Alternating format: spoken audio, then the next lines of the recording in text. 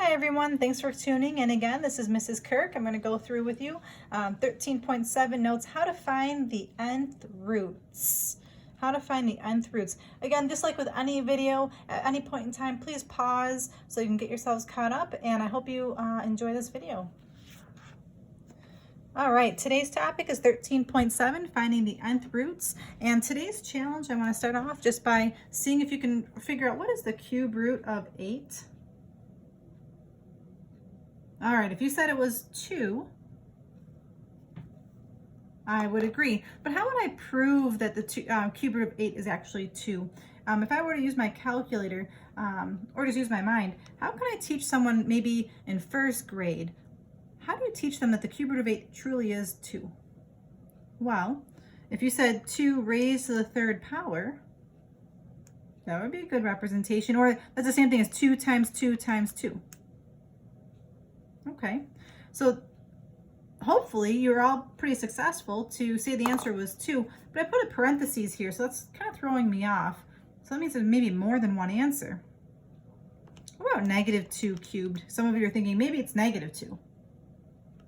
No, that's going to give me negative 8. Huh. Well, obviously, I think most of you knew the answer was 2, and I think most of you also know the answer's got to be negative 1 plus the square root of 3i and negative 1 minus the square root of 3i. Wait a second, you didn't know that? All right, well, I'm going to prove it to you by using my calculator. I'm going to put my parentheses negative 1 plus the square root of 3, and to get I, I'm using second decimal. I'm going to cube that. I'm going to just prove it to you that that truly is 8. What? I'm going to arrow up here. I'm going to highlight the plus. I'm going to change that to a minus. Still 8? Okay, now my mind is a little bit blown because I thought the cube root of 8 was simply just 2. Where are these other numbers coming from? This is getting wild. All right, well, I'm going to focus today on showing you how to come up with these two answers. And if you're noticing, this is a complex number, a plus bi.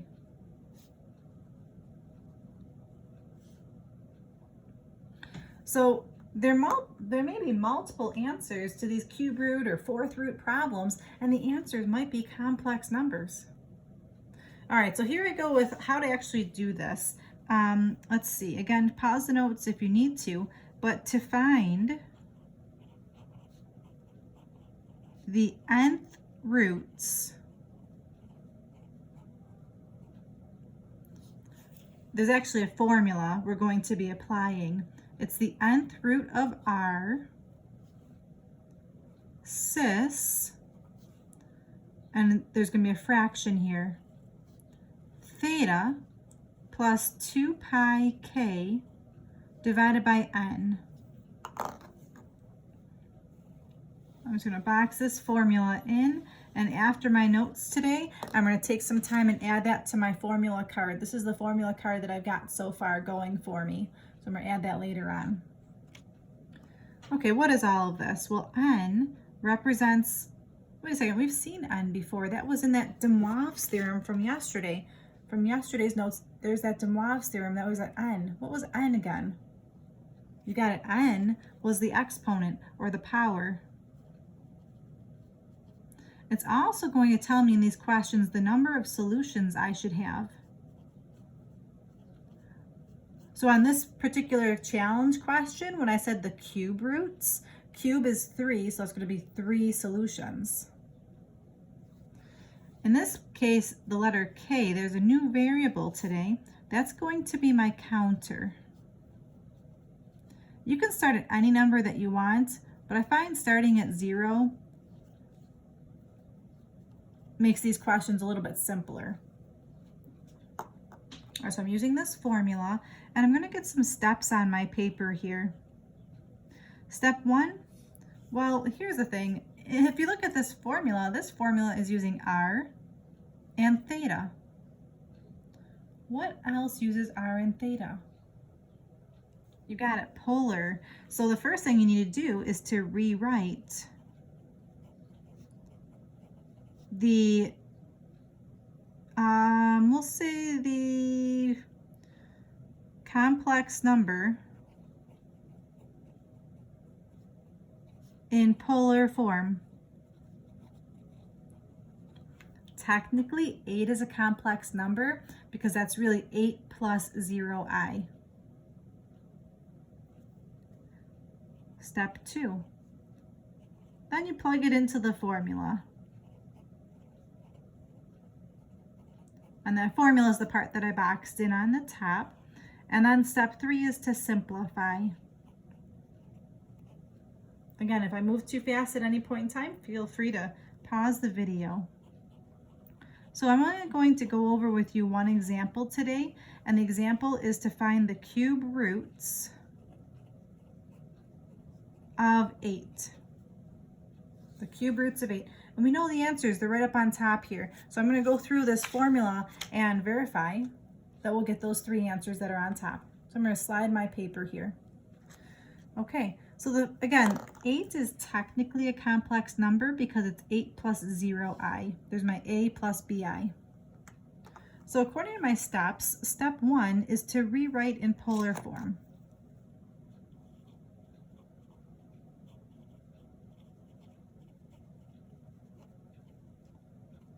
Okay, again, this polar form idea, that's this new topic for this whole unit. What does polar form look like? Well, if you're dealing with complex numbers like I am here, a polar form would be r cis theta. So one of the things that I wrote on my little cheat sheet here was, here's my polar section. A complex number is a plus bi, but a polar number is r cis theta. So I wrote that down for myself for my little note card here. So I need to figure out what r and theta are. Oh, well, I have that on my note card as well. How do I figure out what r is? So I'm dealing with these complex polar section. I'm going to use these 2 formulas today. A squared plus b squared equals r squared. And I'm also using tan theta equals b over a. So I'll be using that idea to change a complex to a polar. So I'm going to write down the formulas I'm using. A squared plus b squared is equal to r squared. Again, this is a and this is b because it's a plus bi. So I've got a is the number 8 plus b is the number 0. So 8 squared plus 0 squared is equal to r squared. Well, in this question, then r is just the number 8. Then I have to figure out what theta is. Well, theta is the formula tan theta is equal to b over a. So in this case, I've got tan theta is equal to 0 over 8, which tan theta is equal to 0. But how do I figure out what theta actually will be? Hopefully you remembered that I can go on graph this complex number. So to figure out what theta is, I would like to take a moment and graph where 8 plus 0i is located. Let's see, 8 plus 0i would be right on the axes here. So what does theta equal then if it's right on the axes? You got it, 0. You could say 2 pi, but I think 0 is nicer to work with. So in this case, theta is 0. So what did I just figure out? I converted this complex number into the polar coordinate 8 cis 0. Okay, so this is in polar form now. And that's taking care of step 1.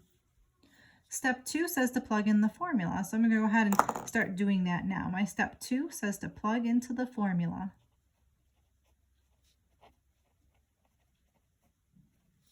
So I'm going to write down the formula once here. It's the nth root of r cis theta plus 2 pi k over n. So I'm going to plug this into my formula. So let's see. I wrote down on the formula that k stands for my counter, and I'm going to start at 0 for k. So I'm going to say k is equal to 0 to start. Okay, so it's n. N represents the power. I'm doing the cube root. So in this case, it's the cube root of r. R is 8. cis theta is 0 plus 2 pi times k. In this scenario, I'm using k is equal to 0 for my first value. N is 3 because, again, n is the power. So I'm going to go ahead and continue this. The cube root of 8 is 2. Cis, let's see, I'm going to use my calculators for the rest of this, and I encourage you guys to use your calculators as well. I mean, this first one's pretty obvious, but moving on, it's just nice to have it typed in once. It's 0 plus 2 times 0. I'm not going to put pi in right now. Divided by 3. Actually, I don't think I need my calculator really. I don't know. Anyways, that turns out to be 0. Okay, so again, I want to remind you that I'm doing everything in terms of radians right now. And I'm going to go ahead and expand this. This is the same thing as 2 times the cosine of 0 plus I sine of 0. Okay, so let me think about this. What is the cosine of 0? Here's my unit circle. I've got the coordinate 1, 0. So let's see here. This really becomes 2 times the cosine of 0 is 1, plus I times the sine of 0, which in this case the sine of 0 is 0. So I'm going to distribute my 2, and that leaves me with 2 plus 0i. Or if you want to just write 2, that's okay. Boy, that seems like a lot of work to figure out that the cube root of 8 is just 2. I agree, that's a lot of work. Let's see what happens when you plug in 1. So I'm going to do the same format. The cube root of 8, cis theta, which is 0, plus 2 pi times k. Well, now k is the number 1, so I'm putting a 1 in the problem, over 3, because it's over n. So the cube root of 8 is the number 2. You've got cis. 0 plus 2 pi is just 2 pi, so this becomes 2 pi over 3. Now you're going to expand this. 2 times the cosine of 2 pi over 3 plus I sine 2 pi over 3. Now would be a good time to possibly pause the video and see if you can remember how to calculate the cosine of 2 pi over 3 and the sine of 2 pi over 3 and then distribute to get our final answer. So again, I encourage you to pause your video here and try to evaluate the cosine of 2 pi over 3 and the sine of 2 pi over 3. I'm going to continue on. If I'm doing the cosine of 2 pi over 3 here, I'm going to go ahead and draw a picture of this. 2 pi over 3 would be in quadrant 2 here. So I know that's in quadrant 2. The reference angle is this little piece here. That's going to be pi over 3. And using all students take chemistry, cosine is negative. I'll do the same thing for sine while I'm here. 2 pi over 3 is drawn first. That's going to be in quadrant 2. The reference angle is pi over 3. And using all students take chemistry, sine is positive. So this becomes 2 times the negative cosine of pi over 3 plus I sine of pi over 3. So I put a negative here because, again, we're in quadrant 2 and cosine is negative. I'm going to refer to my chart here. The cosine of pi over 3 is 1/2. The sine of pi over 3 is radical 3 over 2. So this becomes 2 times negative 1/2 plus I times radical 3 over 2. The last thing I can do is distribute my 2 into this binomial here. So this really becomes negative 1 plus the square root of 3, I. And if you recall at the very beginning of our notes, this was the second root that I provided for you. So now that you've seen how to do this, I hope that you could go ahead and plug in k equals 2 and complete the question in its entirety. So again, this could be a good place to pause and see if you can plug it in. I'm going to go ahead. I've got the cube root of 8. It's just the same thing over again. You got cis, it's going to be theta, which is 0, plus 2 pi times k. In this case, k is the number 2. Divide that by 3 because I'm doing the cube root. So this becomes 2 cis 4 pi over 3. I'm going to expand that to say that's 2 times the cosine of 4 pi over 3 plus I sine 4 pi over 3. Now I'm going to evaluate each of these terms. Let's see, 4 pi over 3.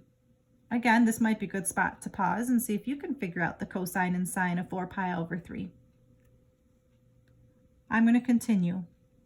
4 pi over 3 is in quadrant 3. The reference angle is pi over 3. And the sine, I'll just do them both at the same time. Cosine, let's see, all students take chemistry. In quadrant 3, cosine and sine are both negative. So I'm just going to do a minus minus to save me a little bit of time there. So this is the same thing as 2 times the negative cosine of pi over 3 plus negative I sine of pi over 3. So I just put my negative in front of my sign. So I'm going to refer back to my chart here again. The cosine of pi over 3 is 1/2. The sine of pi over 3 is radical 3 over 2. So I'm going to plug those in. This is negative 1/2 minus I times radical 3 over 2. The last part here would be to distribute my 2 to leave me with negative 1 minus radical 3i. And if you recall, on the top of my notes, that was one of my answers. Well, I was just curious. I mean, I told you that I would only have to do 3 roots, but I want to see what happens if I just kept on going. Because, I mean, I'm learning this for the first time, so I'm just curious. What would happen if I put in k equals 3? Let's go ahead and try that, please. You got the cube root of 8, cis 0 plus 2 pi, put in the number 3, over 3. This becomes 2 cis, let's see, that becomes 6 pi over 3. 6 pi over 3 is the same thing as 2 pi. So I can expand this to say 2 cosine, 2 pi is the same as 0 plus I sine 0. Wait a second. Isn't that exactly the same thing as when I plugged in k equals 0? So this essentially would leave me with 2 times 1 plus I times 0, which is 2 plus 0i, which is just 2. So what I'm trying to get at is if I plugged in 4, if I plugged in k equals 4, I would get the same answers when I plugged in k equals 1. So these questions are cyclic. They repeat themselves. So if you're not really sure like how far you should go, if you start seeing the answers repeating themselves, you know you've gone too far. So I'm actually going to stop there and say the answers again are just those 3 answers that I found in the beginning. All right, everybody, thank you so much for tuning in today. I really appreciate it. You're doing a great job. And again, go back and re-watch this video if you need to, but I think you'll have a lot of success on tonight's homework. The homework today is questions on page 609, 55, 59, and 60. Just 3 questions to practice. And I really would recommend that you practice them so you can master the formulas as best as you can. And after the notes here, I'm going to take a moment and update my little cheat sheet here. So here's my cheat sheet that I've got so far about the polar facts. I'm going to go ahead and add today's formula onto it. Thank you so much, everybody. Take care, stay safe, and until next time, this is Mrs. Kirk. Bye-bye.